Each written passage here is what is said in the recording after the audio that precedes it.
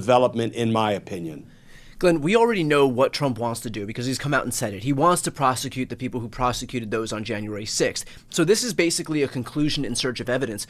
If Trump is successful in carrying out the plan that he's seeking to carry out by virtue of his own claims, public claims, and also the people who he's installing, like this Stop the Steal guy, what can the legal exposure be? Is there any precedent for what it would look like to prosecute prosecutors for the crime of doing their jobs?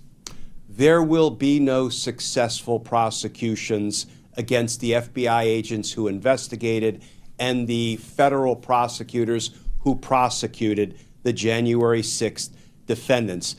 The reason I say so confidently there will be no successful prosecutions is because the federal judges in Washington, D.C., and that's where, this is all going to unfold moving forward. These are people who are intensely loyal to the rule of law, and their allegiance is to the Constitution, and they care about things like reliable evidence being brought against people that the Department of Justice is trying to prosecute in their courtrooms in federal district court in Washington, D.C. They will stand as a bulwark against Donald Trump's baseless, evidence-free, vindictive prosecutions of prosecutors who were simply not just doing their job. They were given this assignment. Here are the cases you are being tasked to investigate together jointly with the FBI. And if there's enough evidence to bring them to trial, then you bring them to trial. And if there's not, you don't. Believe me, they conducted a lot of investigations that did not ripen into prosecutions. I can say that not from firsthand experience, but from working in that office for 24 years and knowing that's what we do. We always have, and we always will. I'm confident they did it with all of the January 6th investigations. But there is going to be, I strongly suspect, no evidence of wrongdoing, no evidence of criminality by the FBI agents and the prosecutors who moved forward in the investigations and prosecutions of the J6 defendants. So Donald Trump and his dirty DOJ actors can certainly do their nefarious worst to try to punish people who tried to hold the J6 insurrectionists accountable for their crimes. At the end of the day, it will be unsuccessful. It will not withstand the scrutiny of federal judges in district court in Washington, D.C. That's not to say it won't make the lives miserable and very stressful of the prosecutors who did what they were told to do and are now being investigated and persecuted for it by Donald Trump and what he is hoping is his dirty Department of Justice. Glenn, doesn't it further prove that the Trump team has no leg to stand on here by virtue of the fact that, look, it would be one thing if they were engaging in prosecutions that were completely vindictive or baseless and went nowhere, but these people were convicted. So it bore itself out. Like these prosecutions all bore fruit, and they convinced juries and they convinced judges and they warranted sentences. And so how can you make the claim on one hand that these prosecutions were not warranted when at the same time all of these verdicts, the prosecutors were able to prove all of their cases all the way to the point of conviction and sentencing? You can't make the argument that these were improper investigations or prosecutions. Not only did trial juries assess all of the evidence that was presented at each and every contested trial, they also assessed all of the evidence presented by the defense in the case, the attorneys representing the J6 defendants, and they concluded that the evidence proved guilt beyond a reasonable doubt, and that is why they voted guilty. It also does searing disrespect to the grand juries, probably the thousands of grand jurors who sat through months-long grand jury presentations about all of this evidence and decided there was enough to indict them in the first instance. But Brian, when did Donald Trump ever need facts and evidence, reliable information to support the kind of retribution he wanted to launch against his perceived enemies? So this, I predict, will be very damaging potentially to many, many, many investigators and prosecutors. But at the end of the day, Donald Trump and his Department of Justice will fail in this, what could actually be characterized as a witch hunt.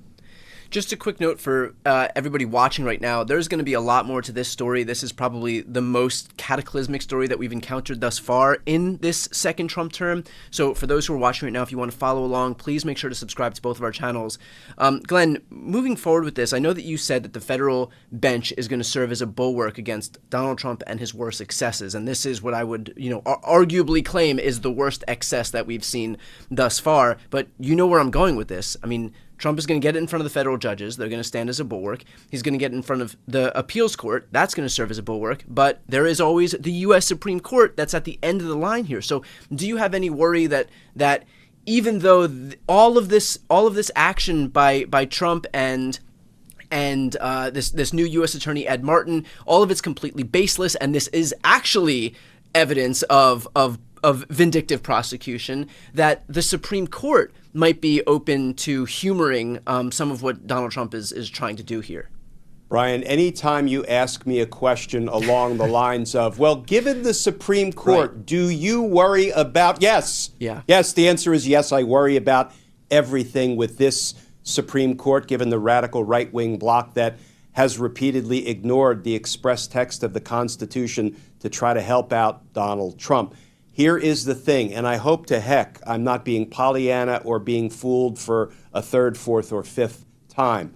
I find it almost impossible to conceive of a nefarious, evidence-free, vindictive prosecution, making it through the grand jury, making it through all of the pretrial attacks that will be launched by the defendants if, God forbid, we have career public servant federal prosecutors who are now defendants, courtesy of Donald Trump's, determination to, nefariously go after his political foes. It won't make it through that pretrial litigation where all of this will be exposed to judges who will then have the opportunity to dismiss those cases, probably with prejudice.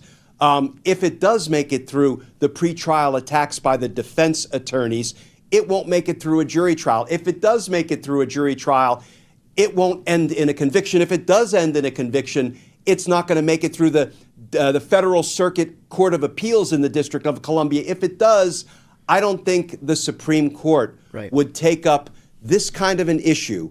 Now, again, they fooled us a number of times, but stick with me. Take up this kind of an issue about a lawless, vindictive prosecution being brought against a federal prosecutor. I don't think they would take it. I don't think they would put their stamp of approval on evidence-free, nefarious, vindictive prosecutions by a runaway Department of Justice. And let's hold fast to the fact that when Donald Trump signed an unconstitutional executive order trying to revoke the constitutional guarantee of birthright citizenship, it was a federal judge appointed more than 40 years ago by President Ronald Reagan, who in about 24 hours crammed it down the Trump administration's throat, saying what Donald Trump just signed, that executive order, is blatantly unconstitutional. And the judge asked, where were the lawyers in the room when Donald Trump was signing it? That is some important foreshadowing for the battles that Trump is going to lose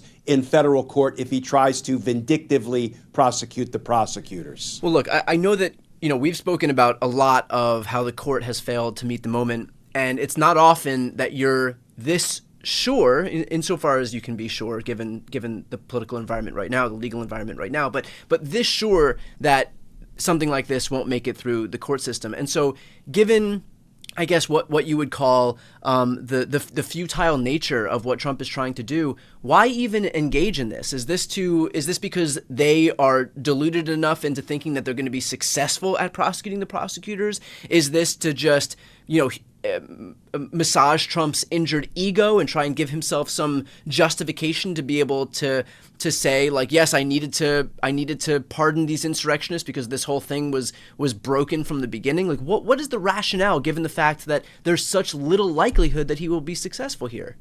The same rationale as signing blatantly unconstitutional executive orders. Twofold.